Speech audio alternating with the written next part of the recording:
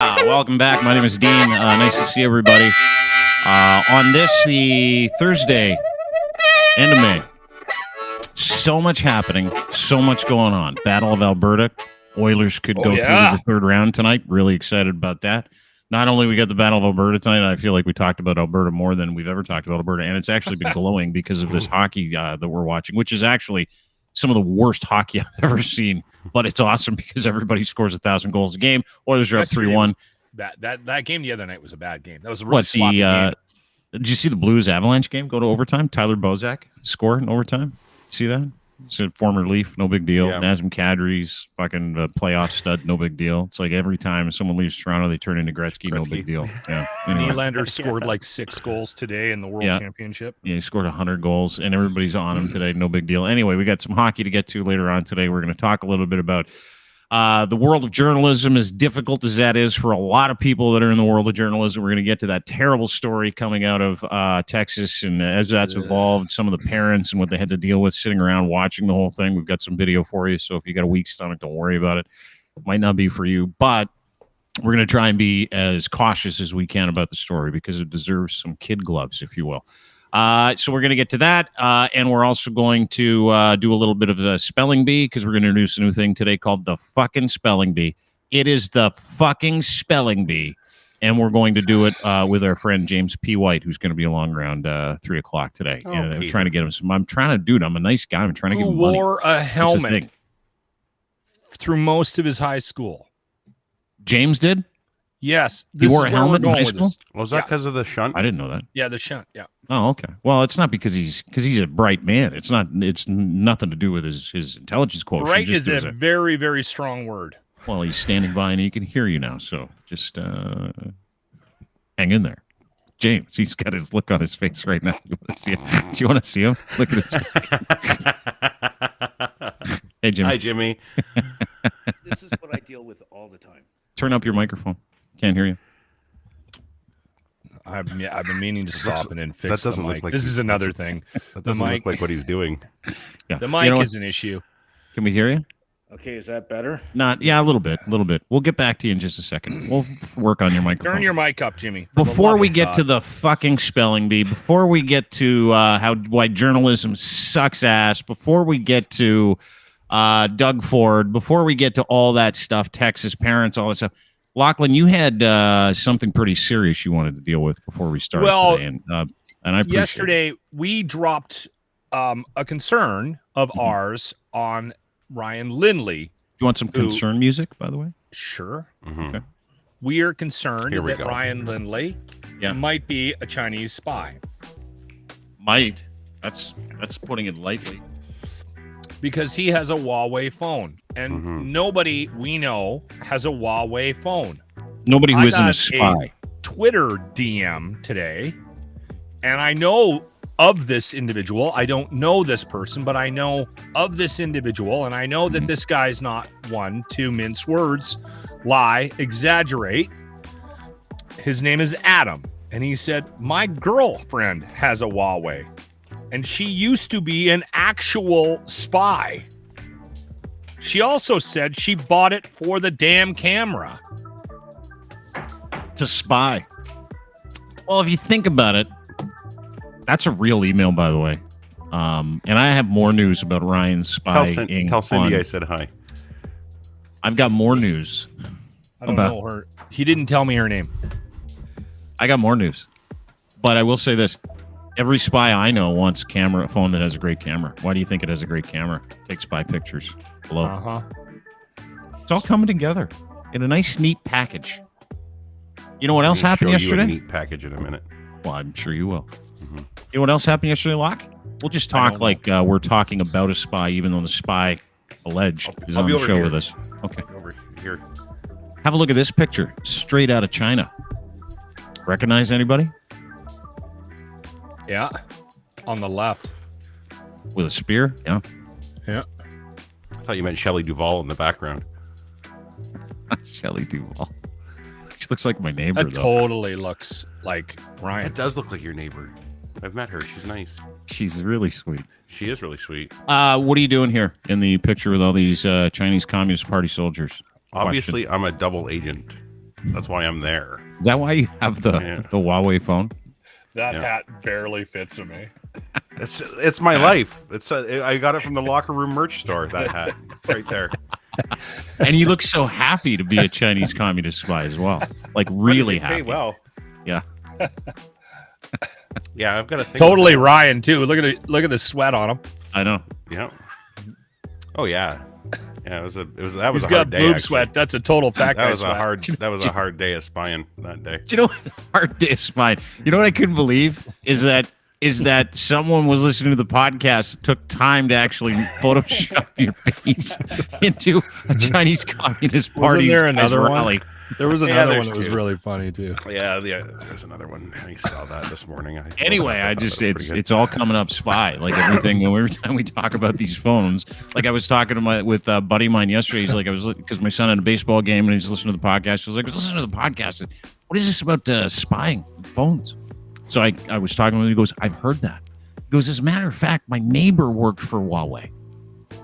Total spy. And out of nowhere, one day, moving trucks pulled up, everybody loads in, and they're gone. And it was 2 in I'm the like, morning. Yeah, it was. It was like That's midnight. just somebody not And I'm paying like, their rent. no way. He's like, yes, dude, yes. Yeah. So, like I said, makes sense. Anybody with a Look how Huawei good phone's that probably a picture is. spy.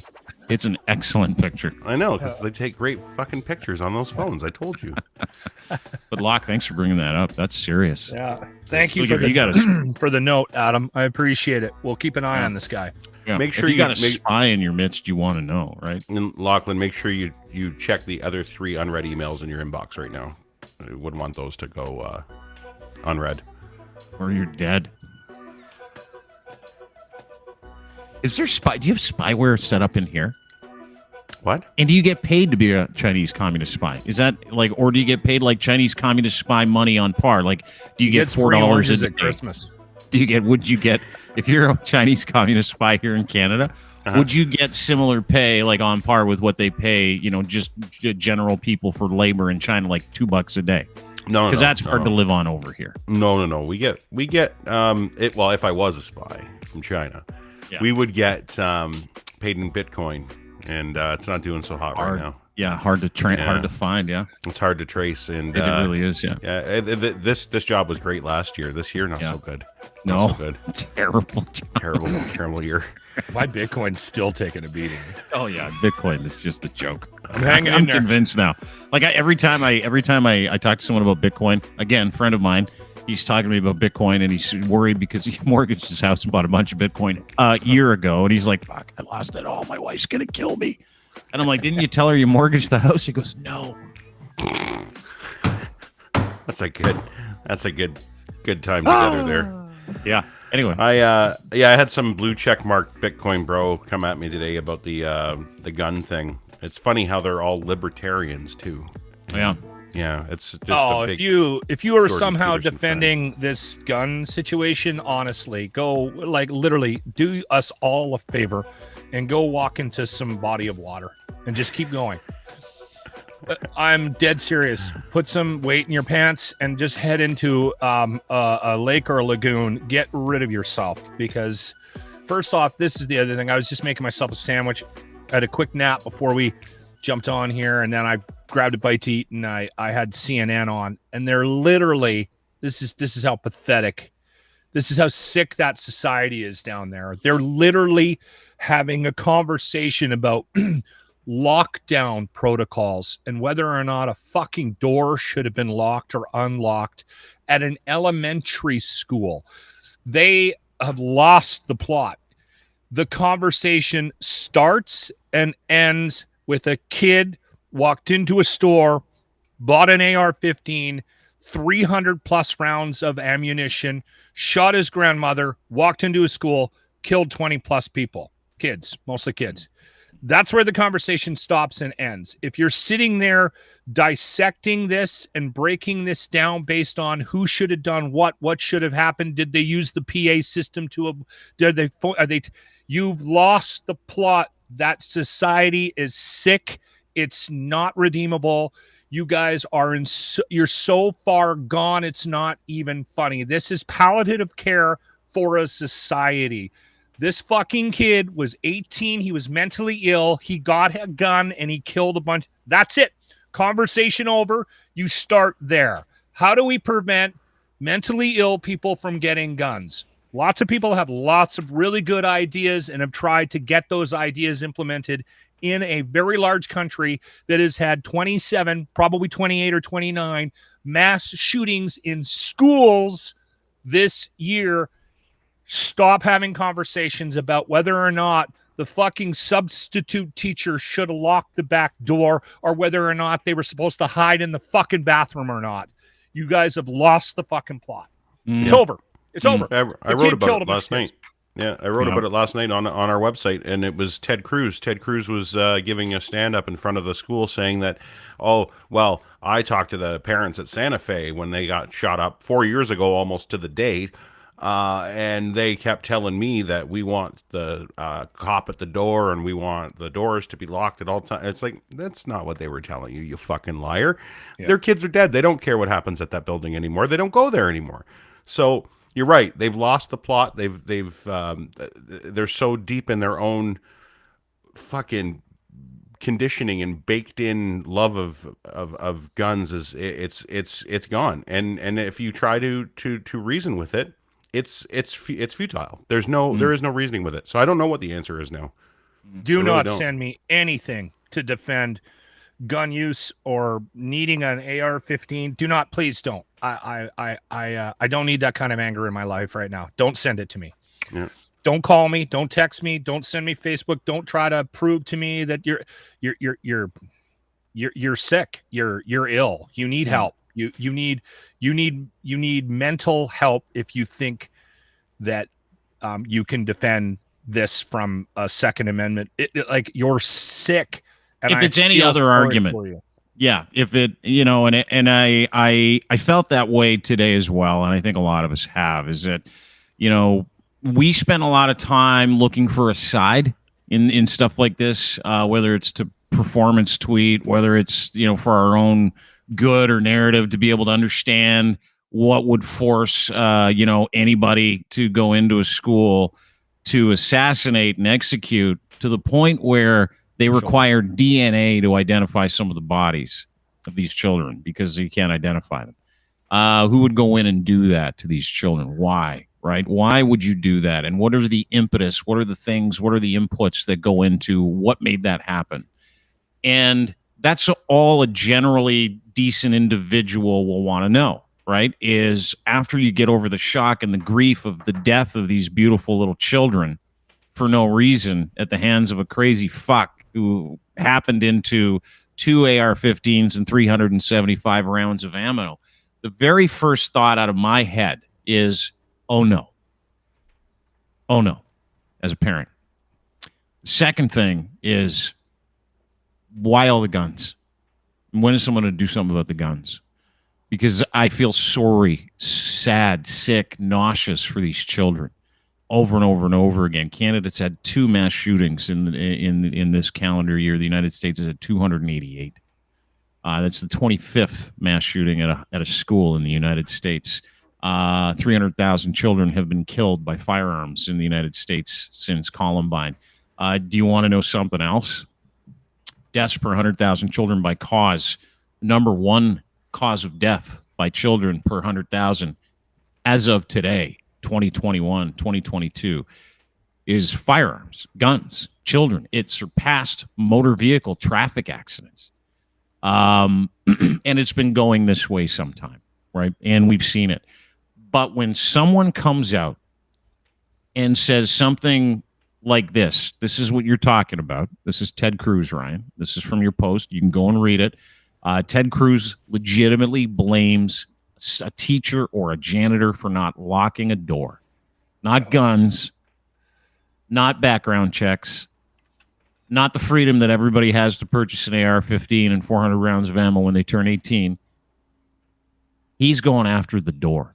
Watch. Talk about how we could have prevented the horror that played out across the street. Look, the killer entered here the same way the killer entered in Santa Fe, through a back door, an unlocked back door. I sat down at round tables with the families from Santa Fe. We talked about what we need to do to harden schools, including not having unlocked back doors, including not having unlocked doors to classroom, having one door that goes in and out of the school, having armed police officers at that one door. The only way I ever want to see another video of him is if somebody is punching him out. Like, I want to see somebody on top of him choking that ugly piece of crap out in a parking lot or a gymnasium. I don't ever want to hear that man speak again. That is so egregious. It's so disgusting. The fact if he that used the doesn't word make you prevention. sick to your stomach, I don't know. You know, They're it's ill. and They're sick. and it starts like, you know, the narratives that go out from there are whatever, right? They belong to the NRA, which, by the way, down the street, they're holding the National Rifle Association yearly convention down the street from this shooting, where no one's allowed to own a gun. No one's allowed to bring a gun because Donald Trump and some important people are coming, but there's free barbecue, and the NRA is holding a thing. So they're going to do that down the street, which fucking whatever. I mean, you can get outraged by it. It's just the most fucking fugazi thing I've ever fucking heard of in my life. True? Yeah. No guns are allowed at the NRA convention. And these are the same people that are fighting to allow people to still buy guns like that 18-year-old did without a background check to go in and mow down a classroom full of grade 4 kids.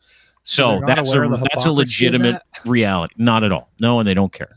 So that's a legitimate problem. But if anybody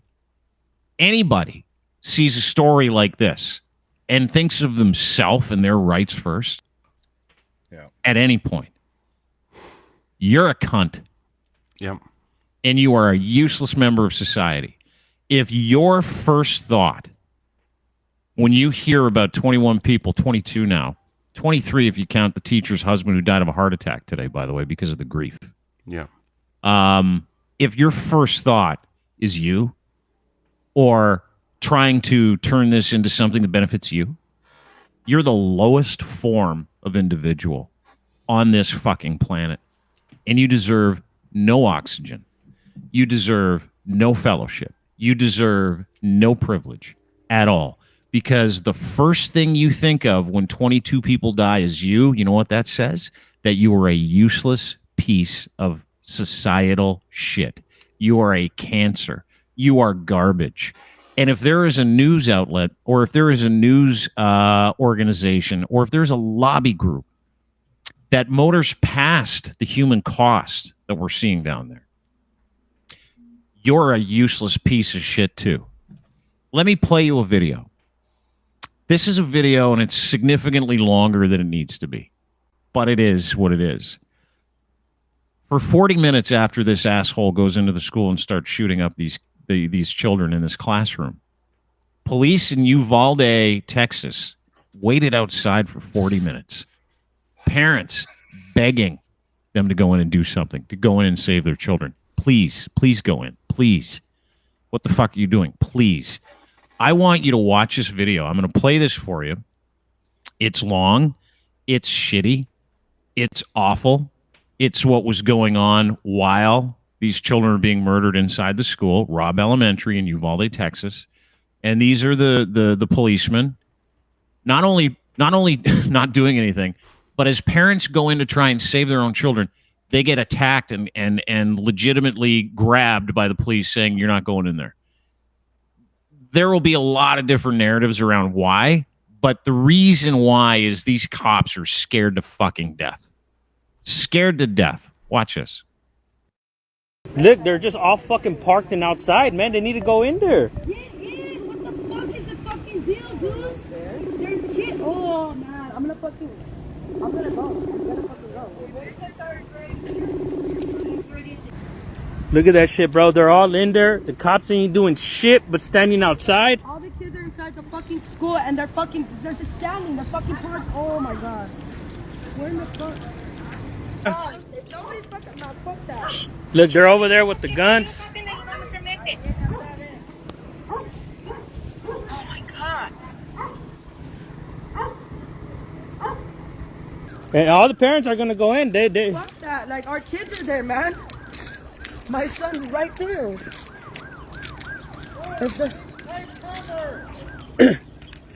They said take cover. Don't push me. Man, y'all can't be like that, man. Y'all can't be like that when there's people. Yes, I do. Get across the street. Because I'm having to deal with you. Get across the street. Get across the street. We have other stuff to do. We're gonna back up, or you're gonna walk into that gate and get him. You gotta get violent with us. Go get violent with that motherfucker, man. That has the rifle here. This motherfucker with 20 motherfucking guns. One fucking gun. You know that they're kids, right? They're little kids. They don't know how to defend themselves. 6-year-old kids in there. They don't know how to defend themselves from a shooter. We're parents. Take them the fuck out. 20 with guns. One motherfucker shooting us in the head. That's his fault. I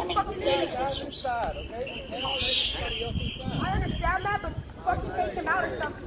So much manpower and you're still not. Have you texted the teacher? One person, take him out. You don't have their number? No, For real, like I mean shit. Do the parents gotta go in there? I'm ready. I have to. Here you go. There are other videos that are far worse, and I cannot play them, just so you know.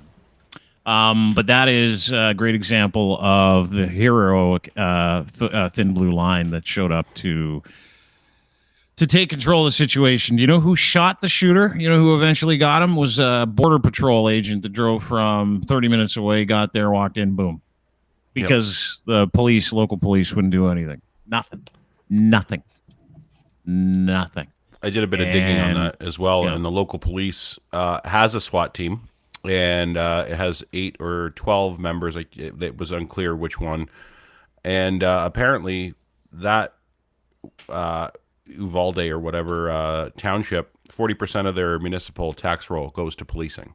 So that's 40% of your tax money right there. Well, dude, you know, there are videos where you see those guys standing around watching, Linz, and they're standing around watching with beautiful new flak jackets on, shotguns, riot gear, all kinds of fancy equipment, all kinds. No courage to go with it, though. No. There's no heart in those uniforms. No. So, where does that leave us? Sad, right? Not only sad. If you think this can't happen in Toronto, this is a tweet that I got, I don't know, an hour ago. This was from the Mabley Crescent and Oxhorn Road area in Toronto. Person with a gun by a school, nearby lockdown. School is in lockdown. Male, late teens, early 20s, white ball hat, 3/4 length coat. Officers on scene. They did apprehend the man. I mean, these are copycats. It is going to happen. It is happening in this country, and I don't mean to make any parents in this country fearful. It's not my goal. My goal is to let you know that when this happens with these incel losers, we got 2 issues. Obviously, in the United States, gun control, major issue, not something we're going to solve. We can only advocate for the right thing and the grief of these parents, and we can only take a shit on the people who are using this for their own benefit. That's all we can do. But I can tell you this is that this is going to pick up in this country. And it started today. And there are a lot of angry young men that do have guns and have access to guns, not just in that country, but in this country as well.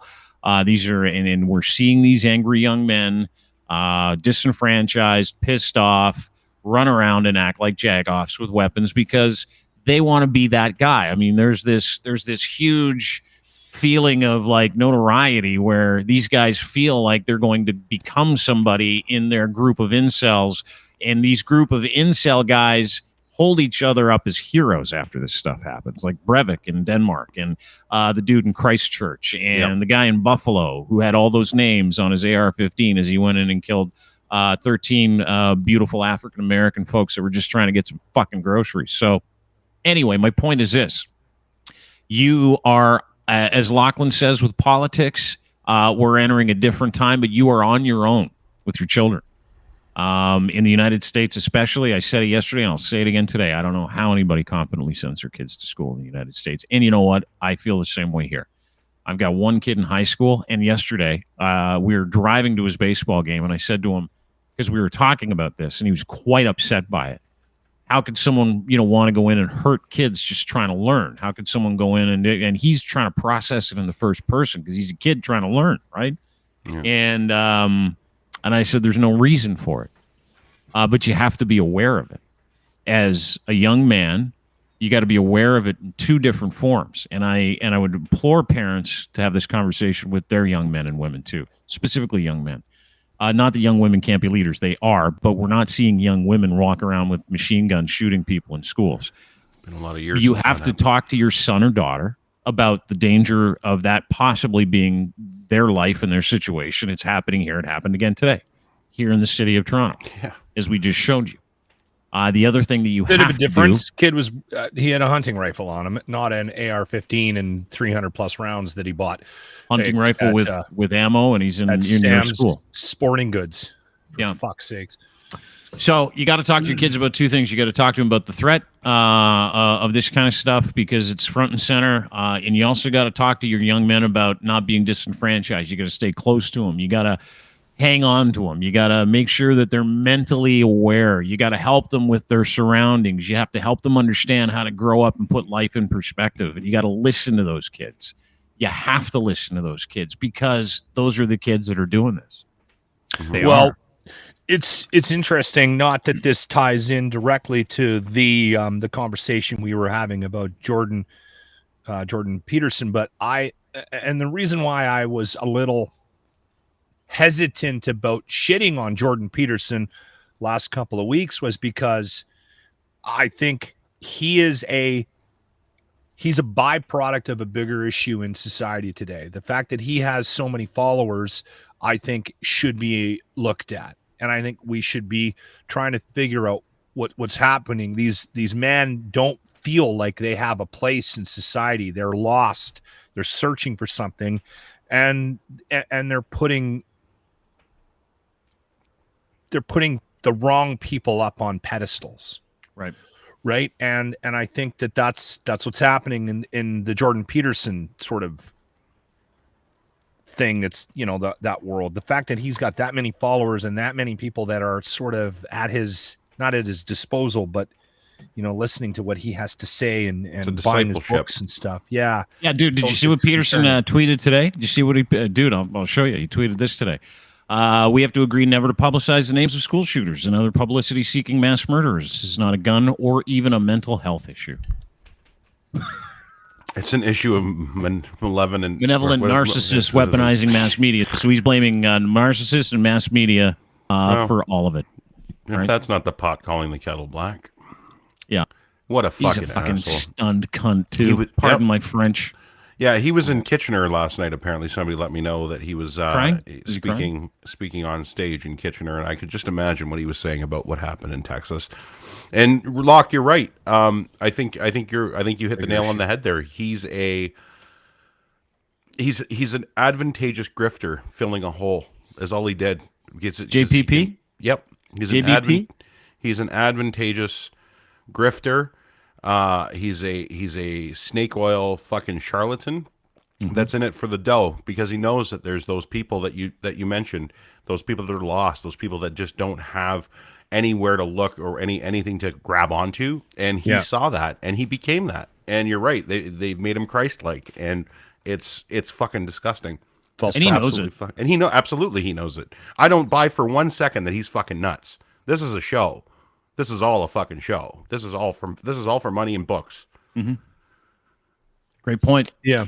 So once again, we come back to that original statement. Sorry, I'll be quick. No. The original statement, which is, and folks, educate yourself here. Made it about him. Made it about his authority to be able to tell everybody what was really going on. Not a mention of these beautiful children who passed away. He doesn't care about those kids. Jordan Peterson is probably happy that they're dead. And you might get angry at me, but this just is something that he can sink his teeth into and use for his own good. So whenever this stuff happens, he finds a way to make all of it about him. And again, anybody, any human being that watched that scene play out in Uvalde, Texas, anybody with a heart or some human decency would not do that. So he is not a human. He is not decent. He does not have a heart. Nobody that has an alternative opinion that is not first supportive and second questioning how we fucking stop this for them, those children and innocent victims of gun violence, is a useless individual. And you have no fucking privilege in my life. And dude, here's the thing, is that guys like Jordan Peterson, a lot of people will say, why are you so hard on certain people? Why do you go after? Because I know that. Because I know what that is, and you should too. It's smoke and mirrors. They want you to think everything's about something else, but it is about power, personal power, institutional power for the gun lobby, power for people that sell guns and their political allies, that kind of power. And when someone says, let's talk about how we keep our power because we now have this issue of these 22 dead things. That's what they treat them like, dead things. You're right. You've got my attention. You should have everybody's attention, and everybody should rally around that and use that as an impetus to make a difference when you do talk to people like this. Listen, this is a difficult conversation to have. Yeah, you just watched 22 people, and we're all tired. Everybody's tired of the negativity, tired of the death, tired of the sadness. But the way that you get past this stuff is that you go after. Well, reporting on it sucks, dude. I've just read this report this morning. And it was through a thread from this young lady. Like, think about this, right? Like, and this isn't about me. This isn't about us.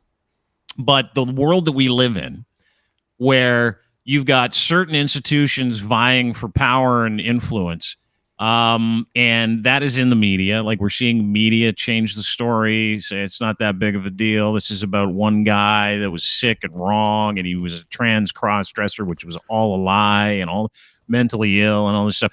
Depending on the relationships of those media outlets, you're going to get, a certain slant. You're going to get a certain take, right? There's no take here. The only take is that there are a bunch of kids dead.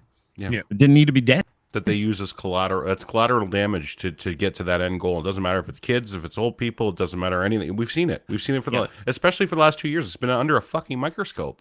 Mm-hmm. Well, the NRA loves these mass shootings because their gun sales go up. Yeah, through the roof. Yeah, and then they start that fear campaign again. That well, you know what? They're going to start trying to take your guns, so you better hurry up and go out and buy more guns. And that's and you know that's a non-profit organization, right? They don't pay taxes. Like, that's literally, it's treated like a fucking church. Yeah, I think they're also physically bankrupt and trying to find a way out of it right now because of they've had that taken away from them and a bunch of other stuff. But anyway, I just take time to talk to your kids because there needs to be a solution here, and I think one of the solutions is talking to your kids about the reality that they have to deal with. And also explain this to them, explain the differences in Canada. If you are in the United States and you're listening to this, I'm sorry. Go get yourself a bunch of bulletproof vests and backpacks, or sell the shit out of those this week. So a 300% increase in bulletproof backpack sales yesterday alone. They had a 400% increase in Kevlar binder sales. Binders inside the bulletproof backpacks so people can send their children just to school so they can get an education and they can play basketball and they can play with their friends. My wife is in she's in that anti-MLM organization. So a lot of people are from the South and down there, and a big contingency of those ladies have homeschooled their kids because of this.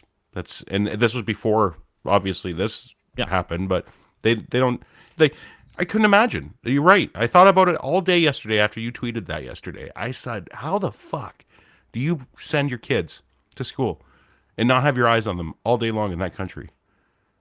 How? I don't know. Yeah. I don't know, dude. I don't know. Anyway, thoughts and prayers aren't enough. At least Care Bear stairs. Yeah, at least talk to people, and at least talk to your kids. I mean, it's a heavy fucking subject, right? So anyway, that's actually a good starting point. If you know somebody who's struggling right now, trying to get some answers to, whatever it is, doesn't matter. Just, I think that's a good starting point. Yeah. Young man, maybe even not in your family. Just check in with him. Yeah. Check in. See how he's doing. Yeah. See how he is. Yeah. Listen to him. Talk to him. Give him advice, or not. Ask him what he needs. There are a lot of people, a lot of young men, and I mean, I take an inordinate amount of time trying to explain to my children what their goals in life are, what values are, what virtues are, what's really important, which is kindness and selflessness and acts for the greater good. And the things that you do that are bad for another person are inordinately worse for yourself. So, like, my goal is to bring up good young men that have a grasp on reality, that know that if you contribute to the greater good in a real positive way, that you're going to have a good life and you will not be confused. But I also give them the space to talk, right? And I mean that. And I'm telling you this because I know there are a lot of people that are going to be listening to this podcast that will be sitting there going, well, I've got a kid. Like, they'll still think about it, right? Like, I've got a kid that hides in his room. I got a kid that is angry. I've got a young man that's pissed off and he's searching. He just bought 12 Rules by Jordan Peterson, and I need to have a fucking conversation with him. Have a conversation with him. Be proactive in those lives. I mean, I used to hear this all the time when we were talking about terrorism, right? Where it's the path out of radicalization is literally education. It is, but it's about forging a relationship with a young individual who feels absolutely awful about living in this world. So talk to them, because that's really, really fucking excellent important. starting point. Excellent starting point. Every time we hear these stories, every single time, what's the first thing you hear from people? Well, he was such a nice boy. We never expected this. Bullshit, you didn't. You ignored it. Yeah, they You knew just about thought, this kid. It won't be me. It won't be Yeah, me. grandma It was won't- like, it's he not- was not a nice boy. He fucking shot me. Shot his grandma before he had out. And the grandma's right. like, what was Well, it? Asked, what was he she shot like? her He's in the like, face. grandpa was like, he's a fucking dick. But he was a dick because a billion reasons. I mean, the trauma that people go through that makes them who they are happens when they're kids, right? This guy lived with his grandparents because he didn't have parents. You can't feel sorry for the guy. I don't feel sorry for anybody that murders children. I don't. No. But systemically, the starting point has to be starting with conversations. You should legitimately be forced to get a license to be a parent. You should. Unfortunately, we don't. You don't need one for that, and you also apparently don't need one for a gun. You need one to drive a fucking motorcycle, though. Isn't that fun? Isn't Anyway. that fun? But you know what? We also have, apparently there's no mental illness in any other developed nation in the world, according to the America, because we don't have this problem. They don't, like, it's not as prevalent. We have the same angst. We have people that are on that verge. But what's the difference? It's access. Yeah. It's access. And It's why they deny 400 it? million guns for 350 million people. Fuck. I'm What it sorry. is. I just don't get that cognitive dissonance, that disconnect, that fucking that willful ignorance they're ill. Yeah, it really The is. society is Sick. It's sick. They're It's a sick. group thing. Here's a question for you, and I know this wasn't Only what we explanation. intended on going, but like, dude, I had this conversation with someone the other day. We were talking about America, and this is somebody that goes to the States for business a lot. And I talked to him when Trump was president, and he's like, "Fuck, whatever. It's the States. It's just as safe as any other country. It's no big deal." Blah blah blah blah. And I'm like, "Oh, right." Yeah, his tune has changed, right? Ever since I don't know what it has. Maybe in the last couple of weeks, Buffalo may have done something to him. I know this did. And he's like, dude, I feel totally different about going to the United States. I don't want to.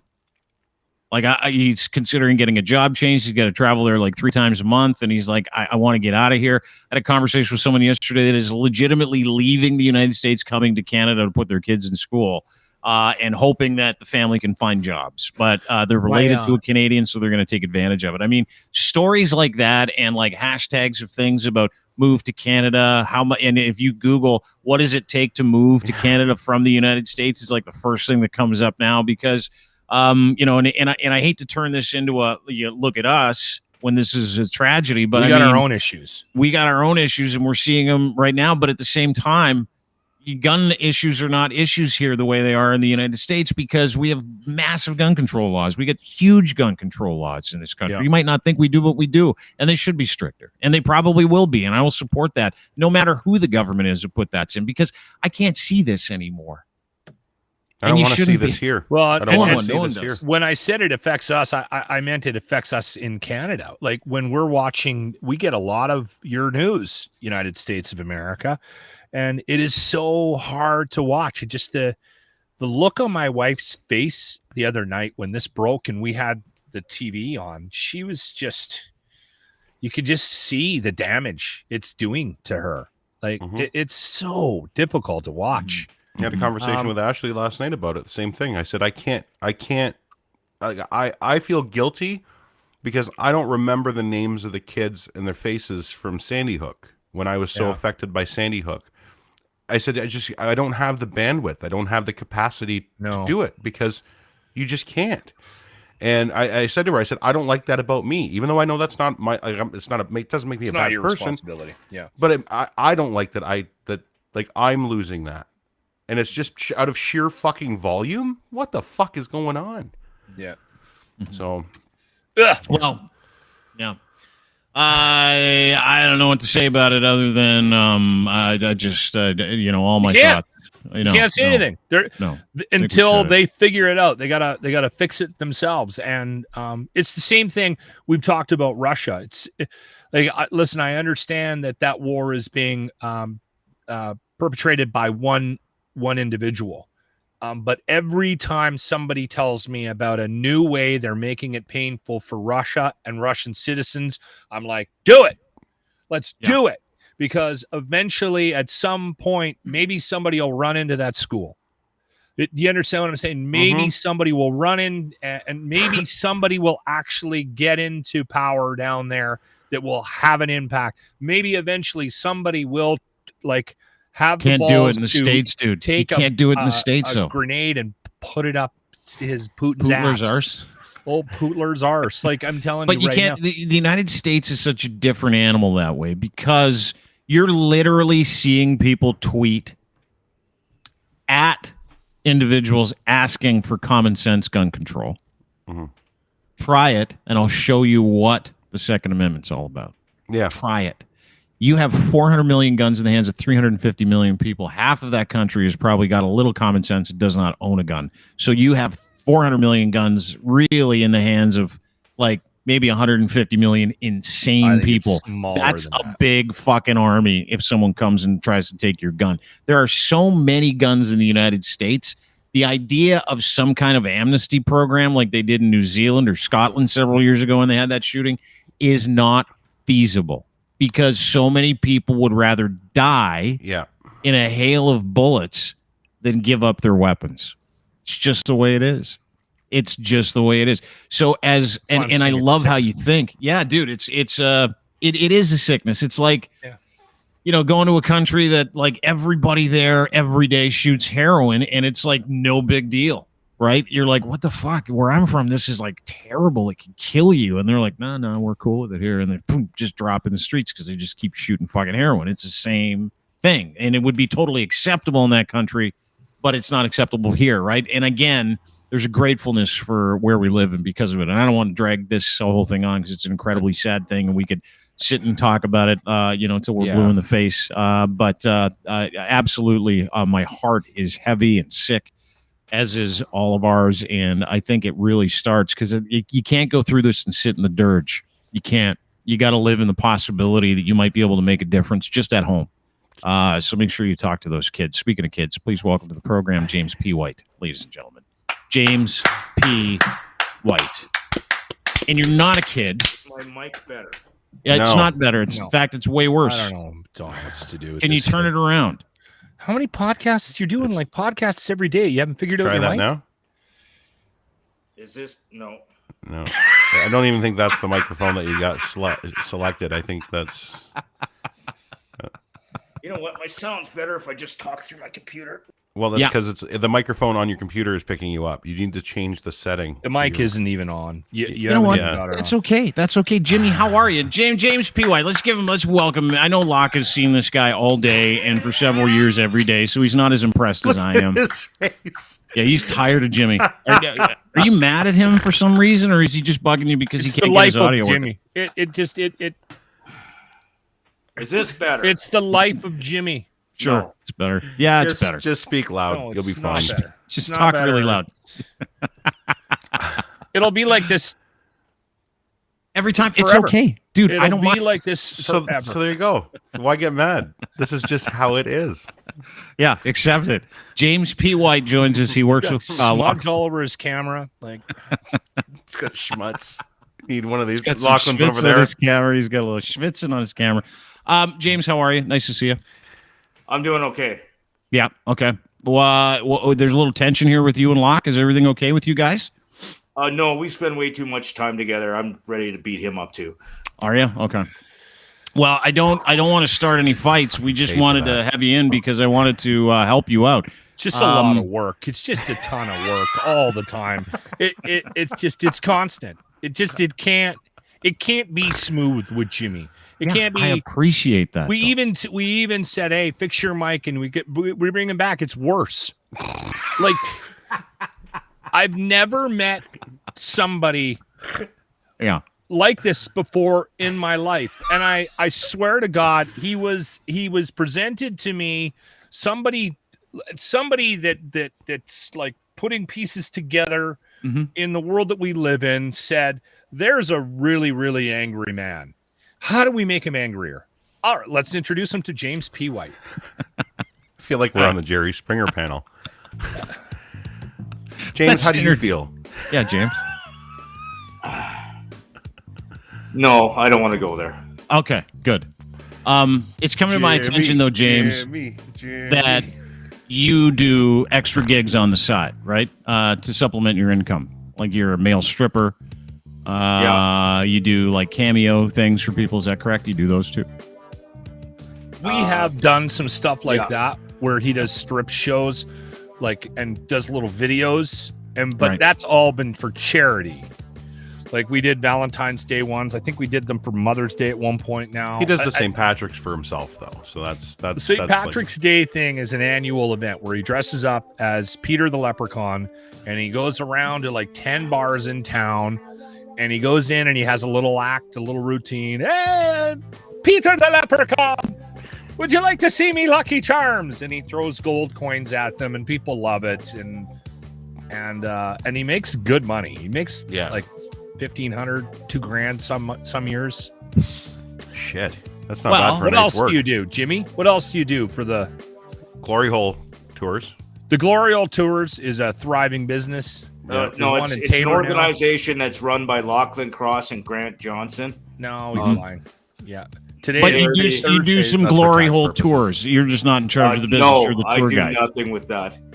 Just asking. I heard Lochlin you Cross is the founder, and Grant Johnson is the COO of the Edmonton Glory Hole Tours. Actually, go to the webpage. It's actually a lot. It's actually active. It is. EdmontonGloryHoleTours.com. It's fucking awesome. HaberGloryTours.com as well.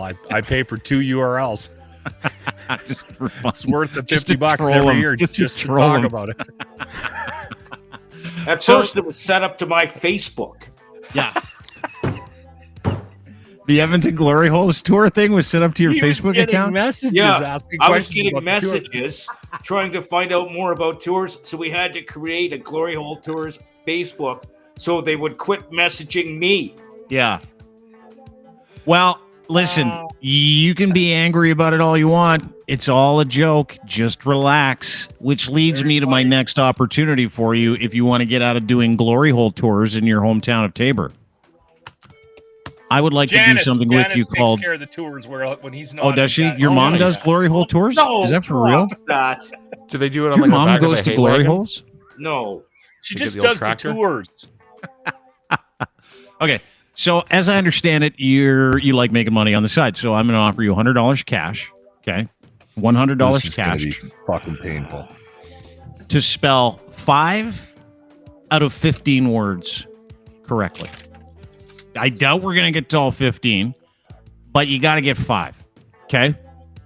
I've got a list of words, and we're going to go through these words with you. And I'm going to give you the word. You're going to spell it, and we're going to go from there. Okay. Is it just Jimmy, or is Lochlin getting put on? I can't spell either. His spelling is even worse than mine. I doubt that. I beat you in every spelling bee we've had. I've beat you. It's on. Whoever wins the spelling bee gets $100. Gives you specific words. It's fixed. No, we had Grant do it, and Grant doesn't fix it. He doesn't need to. You and I both have like zero. Can I tell my quick story about what happened to me in my formative years? Yeah. So when I was a kid, around the age that you should be grasping spelling and vocabulary and grammar, we had a grade 3 teacher, Mrs. Emerson, who used to come in and at least once a week, I am not making this up, would put her head down on the table of her desk and start crying. Then Mr. Peters, the principal, would come in and yell at her, call her something offensive, and tell her to go home. And then he would teach the class. We were traumatized. I had that one was of those. Also the year. That was also the year that someone decided that phonics was a good fucking idea. I have never been able to spell. Phonics and Mrs. Emerson's mental illness in elementary school. Spell phonics fucked me. I had the I've same never thing. heard anybody say that. English. Her name was it was. She's long gone now, but her name was Ragic, and we used to call her Tragic Ragic. We used to drive her nuts. There was one guy used to be able to do a really good bird whistle, and she would think we'd tell her there's birds in the vents, and she went fucking. She threw a garbage can at me once. She fucking picked it up and threw it right at me, breezed past my head. She was a fire, and then she never came back. Spell. Let's find out. Never been able to spell. And Jimmy, Let's find out who the best speller is amongst you two. in grade 8 had a brain surgery and had a shunt put in his head, and he's never been able to spell. Plus, I think he's dyslexic. That's not why. Yes. Couldn't they just pour the spelling in? Stop. Jimmy. Okay, James. Jimmy, this has something to do with the shunt, doesn't it? Your lack of spelling. Probably. That's not true. It's got something to do with a lack of education and paying attention in school. You know that. Okay. Lochlin All right. number 2. Lochlin number 2. All right, here we go. Who wants to go first? Jimmy, you want to go first? I'll go first. Okay, you go first. If you can't spell this word, then Jimmy will pass it over to you. Across. Across. One word. Who's doing this? I went across the street. OSS. That is correct. Very good. One for Lochlin. Jimmy, Oh, here's one for you. he's looking at his phone. Mountain. writing. Do not look at your phone. Mountain. Mountain. No, that is incorrect. You just spelled Mountain, the French version. Mountain. I knew this wasn't going to go well. Can I steal? Yes, you can. Mountain. Mountain. That is the exact same spelling as Jimmy. You just repeated exactly what he said, AIN.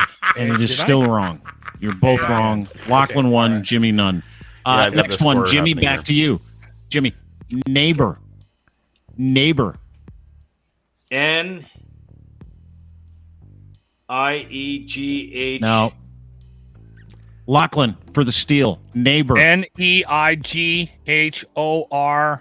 No. OUR. That's Nehur. That's you forgot the Oh, B. B. I Lachlan. forgot the B. All right, so that's 0. Round 2 for both. 0. Fuck. Okay. NEIGHBOUR. I think we're gonna need more words, Dean. Nehur. Hey, howdy ho, Nehur. Maybe you have a Nehur. I don't. I have a neighbor. I have dyslexia. Maybe he has a as well. shunt. Maybe Lochlin. And maybe you have some loose living women living next door. I don't know. Okay, Jimmy, over to you. Enough. Enough. ENOUGH. Very good. 1. Jimmy's on the board with 1. I was Lochlin, gonna over to steal you. that one. I was going to Over to steal you. that one. You can if you want. How do you spell it? Enough. It's already been spelt. I know, but Jimmy just did this last time and you fucked it up. So I might as well give it to you too. See if you can get it. ENOUGH. Correct. Although, Lochlin. Go ahead. Although.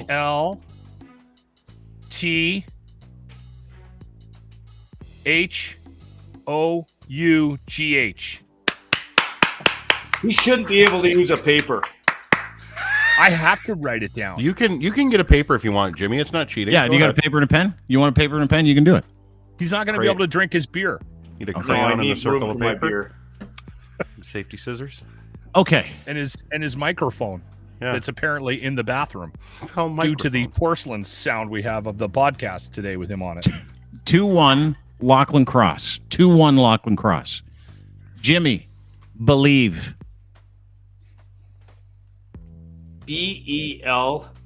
BELIEVE. Wow, you fucking nailed it. Way to go. Good. Lochlin, Oh, damn it. Opposite. I was gonna get that one. opposite. OPPOSITE. Boom! You guys are fucking spelling. It's a 3-2. Look at you. And by the way, these are 4th grade words. You're knocking them out of the fucking park. Mm-hmm. Grade Jimmy. 5 would be in trouble, Jimmy. I thought we were doing grade 5. I like how Dean pulled it down a bit.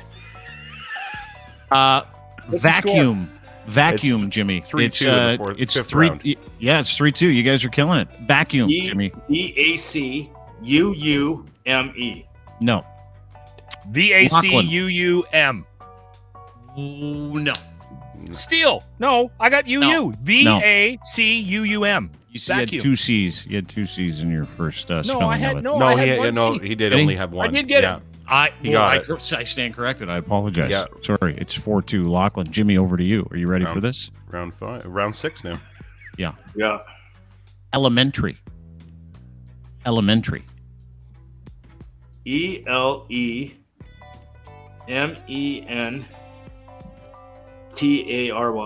Wow, dude, you are fucking bringing it today. You know why? Elementary, He's my drinking dear. Lucky Midget elementary. instead of Dude, Bill. It's making he's him not- smarter. No, no, I'm only drinking Lucky because I could reach it at the beer store. It was one of those days, eh? Lochlin. Yeah. Tomorrow. TOMORROW. Wow. You know what? You guys told me you'd be terrible at this. You're killing it. That was correct as well. We got to take the paper away from Lochlin. We got Yeah. I think so. I have to write it down or I'll screw it up.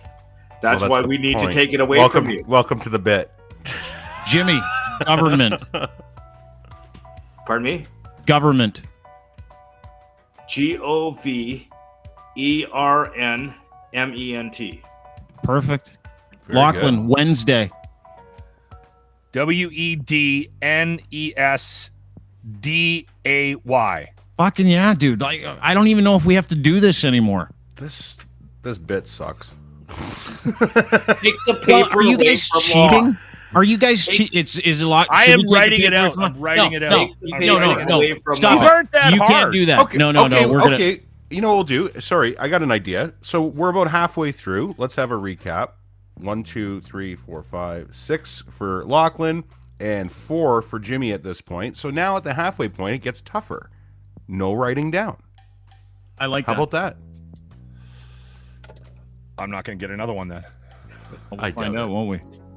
Okay. Jimmy. Caribbean. Oh, son of a bitch. I got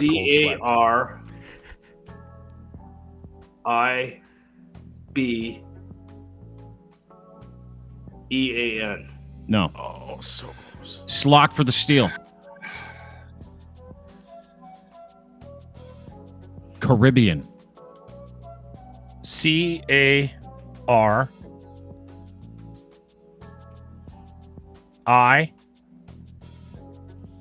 CARIBEAN.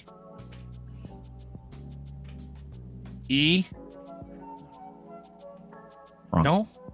I? No. CARIBBEAN. Double BB. B. 2 B's. God damn it. I knew there was a couple of. There's one letter that was doubled up in there. James. Fluorescent. FLOUR. No. For the steel, Lochlin. Fluorescent. FL.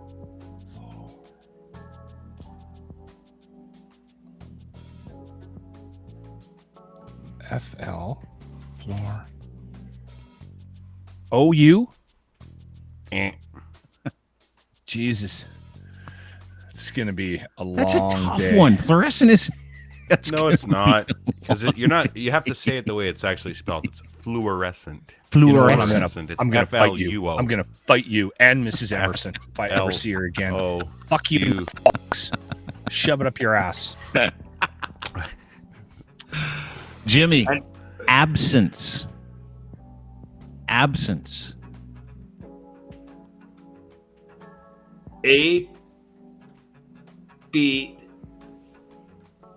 ABCENCE. Hang on. Just do it again once. I did 2 B's. ABB. There's no doing it again. No, I just wanted to hear. I thought maybe he stuttered, but he didn't. He intentionally did the 2 B's, so that's a... Yeah. No, that's wrong. That's wrong. Okay. You spelled abstinence, actually, with 2 B's. Abstinence. Lochlin, for A- the steal. Absence. ABSENCE.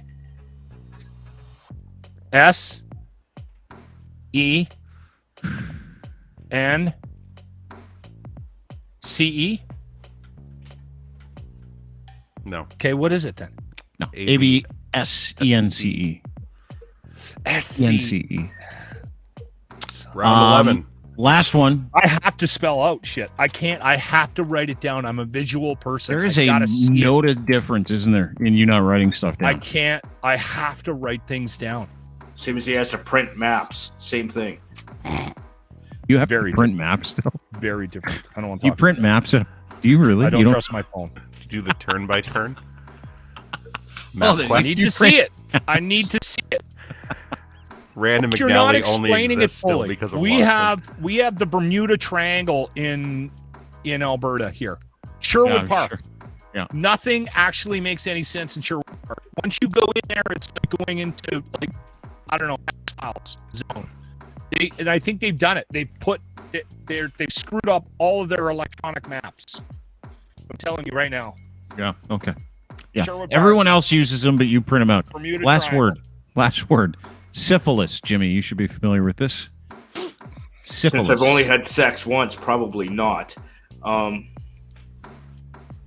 That's another The podcast. anniversary's coming up. I have it marked in my calendar. of the Which is of the awkward first and only conversation time with he the he Google sent his calendar dinger that I into share with the. the kids.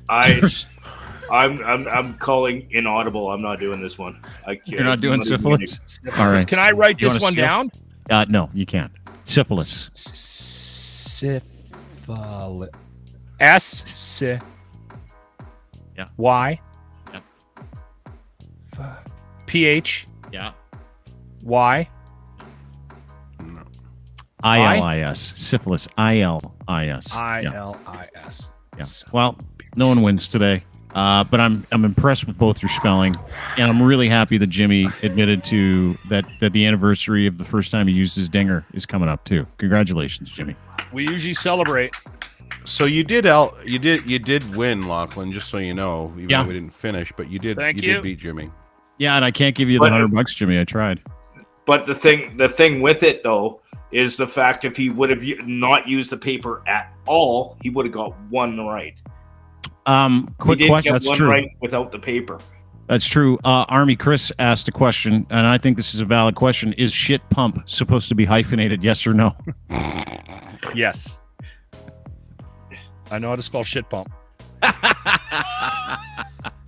What's that? What are you doing? Why is it so bright? How do I? You can have I to turn leave it that there. down? No, just No, leave you got to leave for it a there and let it second. focus. You got to leave it there and let it focus. What are you trying to show us, Lachlan? Just leave it. No, just Don't leave it, move. and it'll like slowly focus in. I can't see anything. Apparently not. There's nothing there. It's just There's a blank nothing there. screen. It's just a blank screen Look at with the a little blue. Look at the blue. At the Oh yeah. top. Just says Jimmy's. Can you read it to us? Yeah, we can see it. The It's anniversary. Jimmy got laid in Chicago, Oh, nice. June 3rd, June 3rd. What year? 2017. So we've got a 5-year anniversary. 5-year anniversary coming up. Okay, by the way, I need Like to I said, clarify that's something in with my- Dean. Okay, you said my spelling has nothing to do with my shunt. When I had hydrocephalus, it caused damage to that side of my brain. When I was in grade 8, I had to relearn all that shit again. So Okay, there's so still some I issues stand corrected. with my spelling, and Locks is just alcohol abuse since the age of 12. So you had hypersyphilis and you can't even know. spell it. Hydrocephalus. hypersyphilis. Got Is it. can hyper spell that. syphilis worse than syphilis? Super syphilis.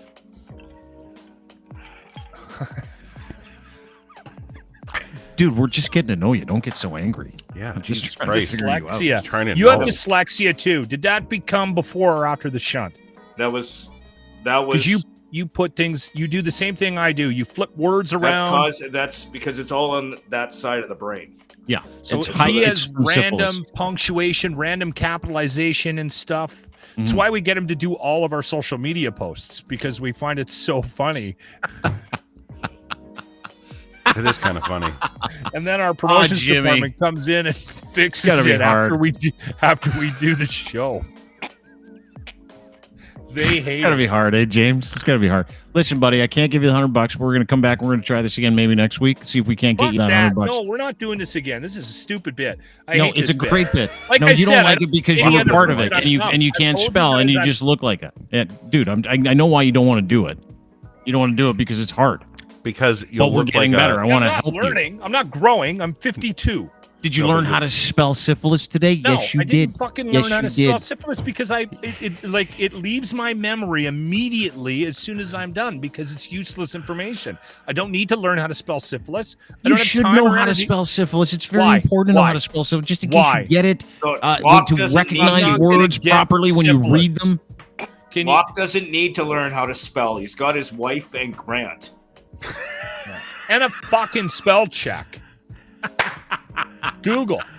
Look at this. I spend half my day Googling words. He's regretting wearing that T-shirt today. That's the problem. This is a band. I spent half Very my good, day by the way. Googling words. Did everybody miss that? I think we all do. Anyway, Jimmy, great to see you, brother. Thanks for doing this. Really appreciate it. At JP White 957 is where you can find him online. Sorry about the tension here. I'll let you go because you're probably sick of each other. Oh, I'm gonna come in and fix the mic. I don't think it's a mic. I think it's a computer. No, I know Yeah. what the It's a problem setting. is. It's my It's setup. just it's a setting. It's no, it's not the setting because you said it would sounded like I was talking in a tunnel. Yeah. I put my mic in a metal drawer and I'm talking into it because I don't have a table big enough to put my mic and computer. You on. have It's a you, setting. I'm sending you a moved- table.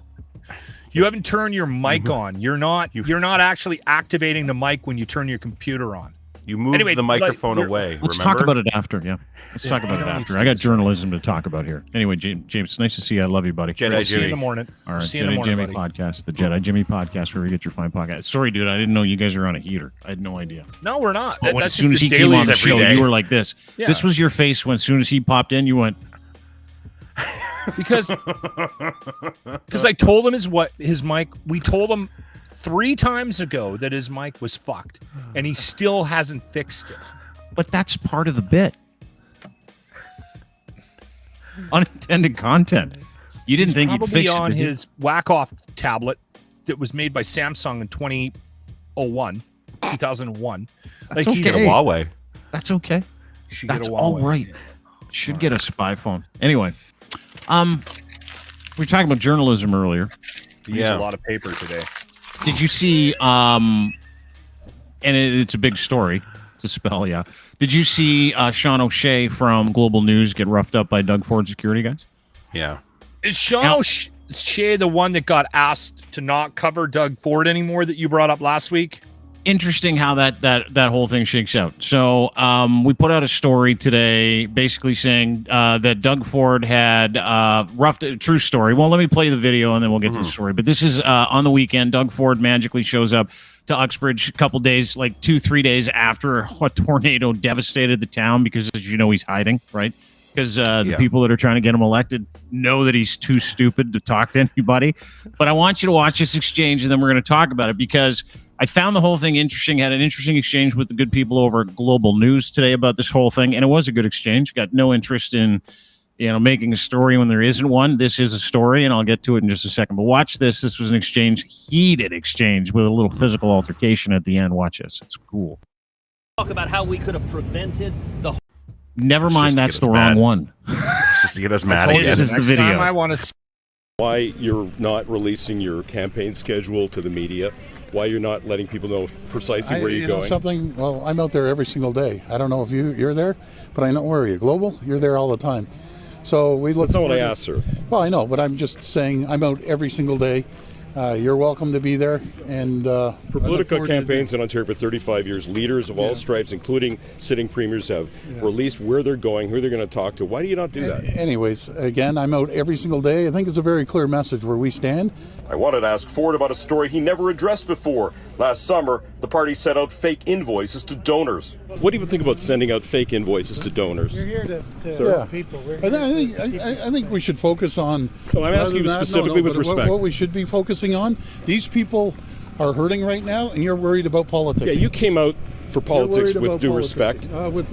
So how do you feel about donors? Anyways, thank you. After that, 2 OPP officers push me back. As Ford enters his vehicle, they all drive away. That's one of the guys that pushed the nurse. Yeah, I think so. It looks like them. They all look like a bunch of fucking. Is it really? I didn't even notice. Yeah, I think so. I just noticed their sweet shades, and they all think that they're FBI agents, right? They think they're the real deal. Secret Service. We've pushed Sean O'Shea away from Suburban. You can take off now. Beer belly to rubber ducky, Eagle 1 to Eagle 2. You can take off. Timbit is on the move. Timbit, I repeat, Timbit is on the move. Cream filled is rolling. Cream filled cheesecake is rolling. I repeat. So we wrote a story about this. Sat on it for a few days, and the reason why I sat on it for a few days is the reason why I sit on everything for a few days. I try to get as much information as I can before we go out and get on a ledge and start going, fuck you. Now, the article that I wrote said basically, well, let me get it for you. Hang on a second. Okay. I'm supposed to have it, but I don't. Just haven't gotten it yet. You're unprepared, Soprano. Oh.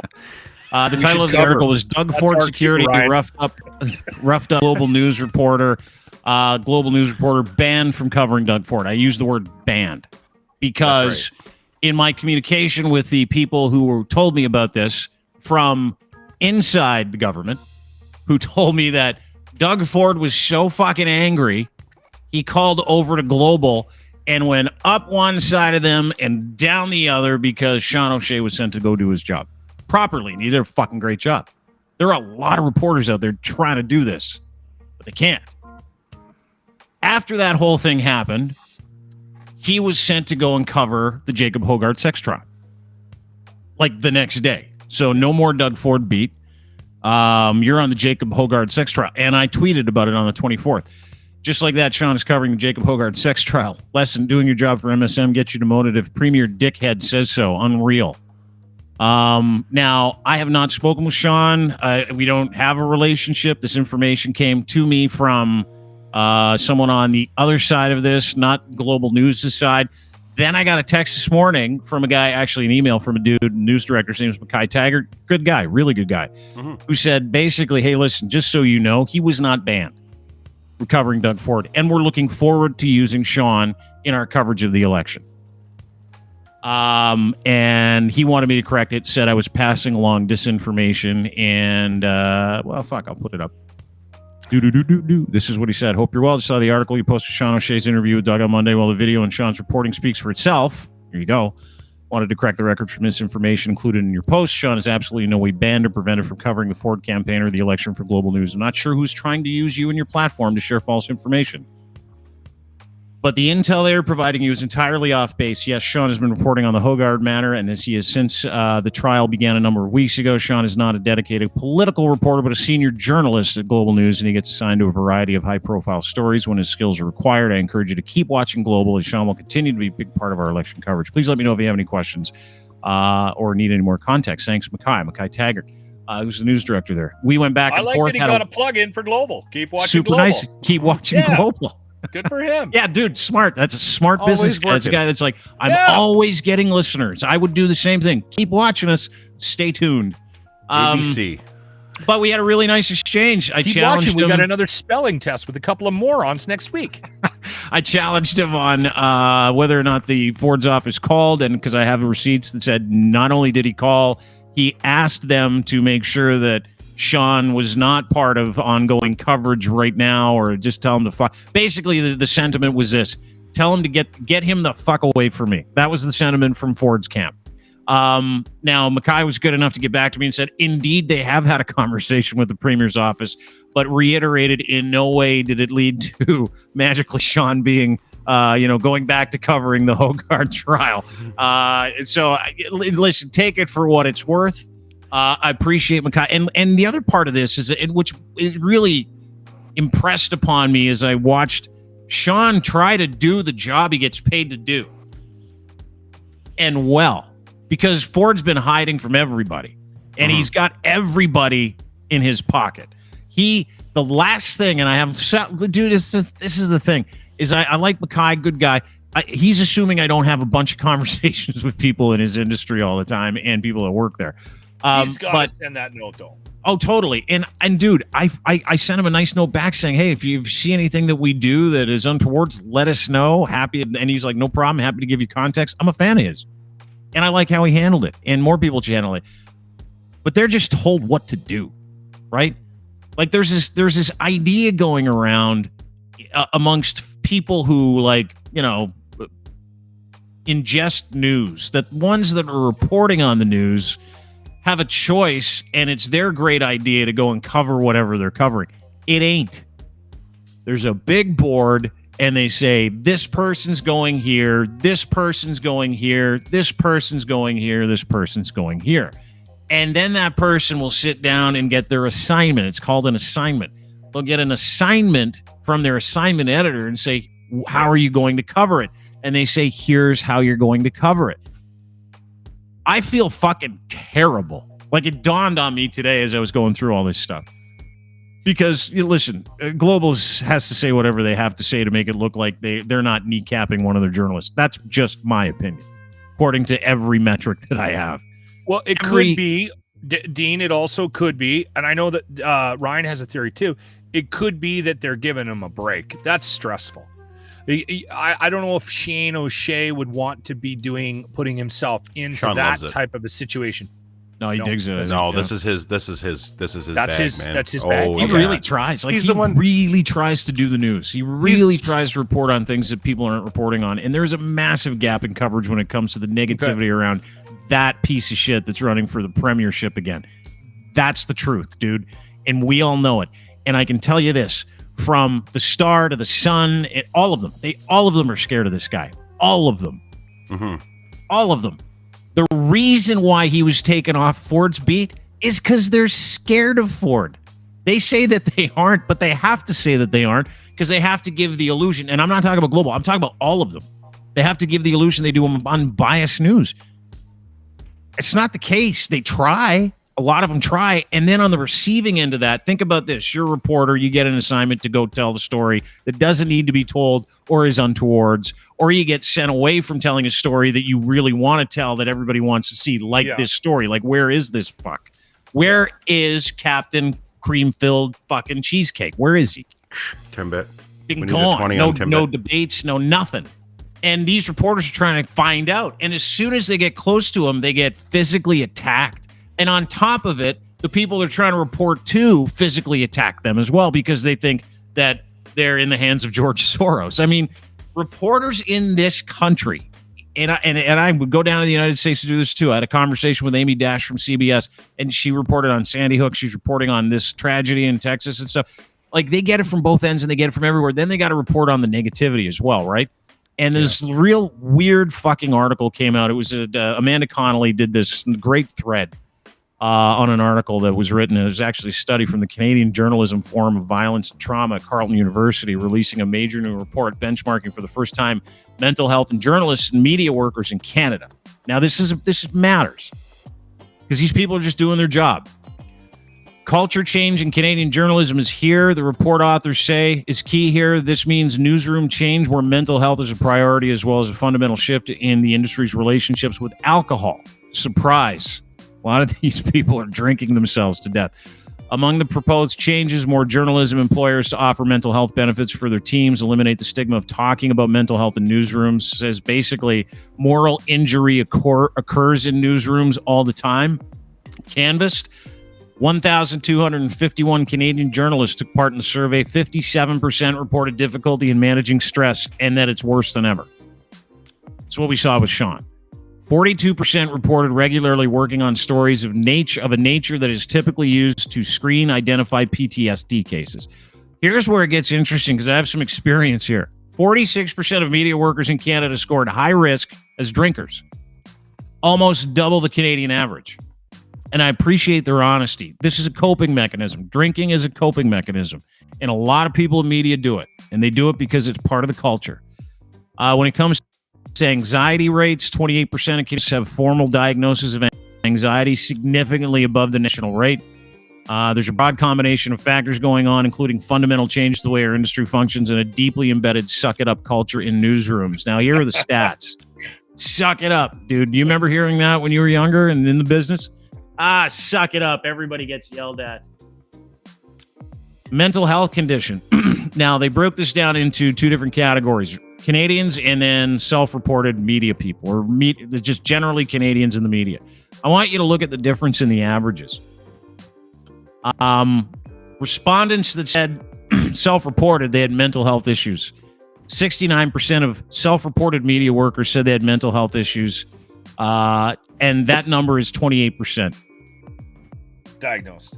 Just in the self-diagnosed, self-reported, with just general people. Like the numbers are double almost in every single category of general Canadians, just kind of leaning to the fact that journalism and the way that these journalists get it at both ends, from their employers forcing them to do things they don't want, maybe carry narratives that they can't carry, maybe go into situations that are unsafe. Maybe it's the suck it up mentality. I mean, it's all of those things. So they get it at that end. And then at the other end of it, right, they got to wade into crowds of people calling them fucking, mainstream cucks and getting punched in the face for reporting on convoys and not being allowed to do their job effectively because they're legitimately scared. So what do? They fucking drink. Drug use is off the charts with these guys as well. So, well, imagine what does it mean? You go into work one day and they go, "Ugh, there's a shooting in Texas. We need you to send you down. 21 kids got killed." Could you report on that all day? Oh man, that's awful. That's awful. And then you go down there to report on all that negativity. You got people standing there saying that you're a tool of George Soros. And the media is fake. Yeah. News is fake. You're fake. Like, I mean, I watched reporters, good human beings that literally trained for this job, get spit on during the convoy, pushed, shoved, shit thrown at, piss bags thrown at them. Well, I can speak from experience as well. And again, listen, I am not the news. I wouldn't put myself into that classification. Well, I do on the alcohol side of things. You're a journalist. Yeah. I'm a morning show host, very different, but I can't tell you how many conversations I've had with people in radio over the last 4 or 5 years where they have just stopped giving their opinion on certain topics because of the backlash from listeners.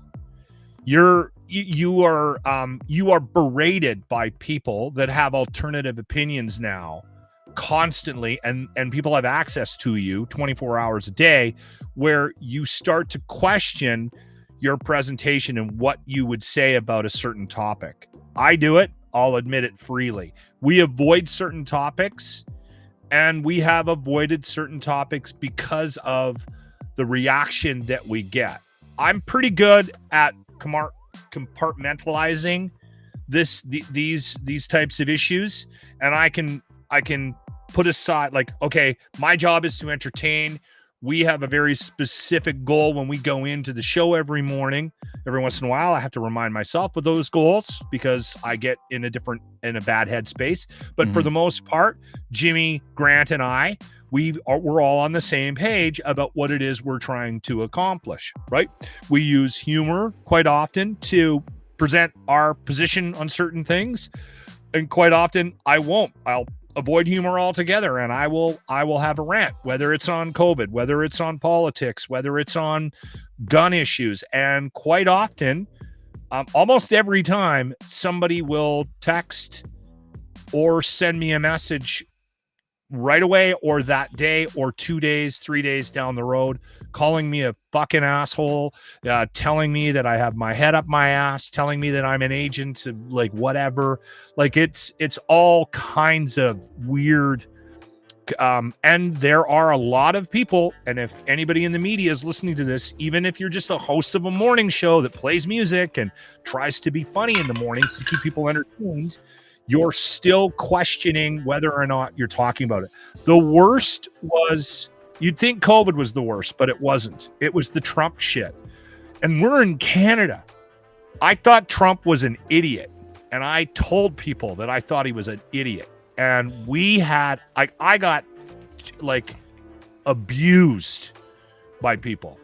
Now, it's easy just to block these assholes and just continue on with your day, but it gets into your psyche about how you present things. Oh, for and sure. then we get criticized and often persecuted by the same people for not sharing an opinion about presenting a narrative from somebody else. Yet they're the first ones that'll be on you if they don't agree with some political stance. I get called everything from a commie to a and I'm conservative. And You it's called a libtard this week? How many times yeah. did you get called a libtard a week?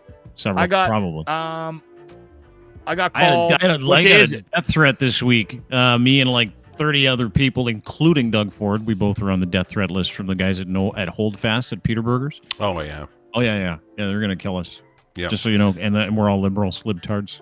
Mm-hmm. Yeah, I got No big called a deal. libtard once. Actually, it was from a clip from our promo that played on Pam's show in the evening, because the text came in at 9:00 at night, 9:20 at night on Tuesday or Wednesday. It doesn't matter.